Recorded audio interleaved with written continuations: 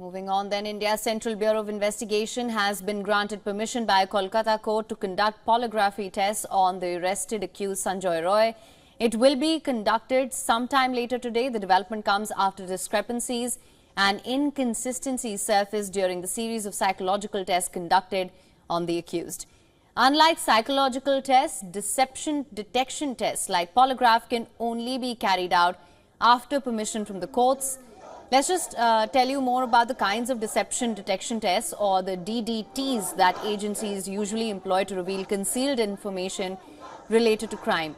There are three kinds of DDTs: the polygraph test, the narco analysis test, and the P300 or the brain mapping test. All three tests need separate individual permissions from the courts to be carried out. The polygraph test is also called a lie detector test, as you would commonly know it.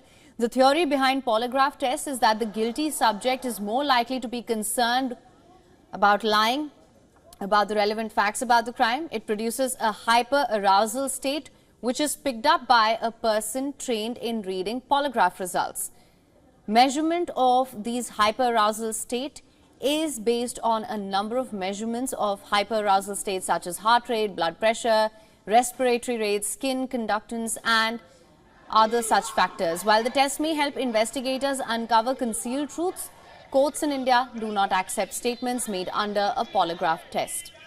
Then we have the narco analysis test. It involves the intravenous administration of a drug that causes the subject to enter into various stages of anesthesia. In the hypnotic stage, the subject becomes less inhibited and more likely to divulge information that would usually not be revealed in the conscious state. They may also divulge their fantasies, personal wishes, impulses, instinctual drive, illusions, delusions, misconceptions, all of those.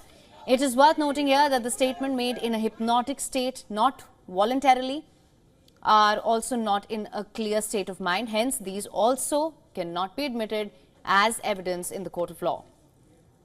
Then we have the brain mapping test, also known as P300 test. In this test, the suspect is first interviewed and interrogated to find out if he is concealing any information.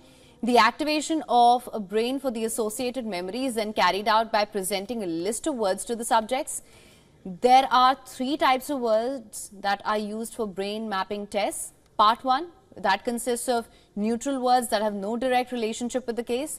The second part consists of probe words directly related to the case and suspects to elicit concealed information, which all suspects have had opportunity to come to know during the course of the events related to the case. And then you have the third part, which consists of the target. These do not figure in the first two parts. These words are based on confidential findings that the suspect does not know. This test does not expect any oral response from the witness. However, brain mapping test is also not admitted as an evidence in the court of law.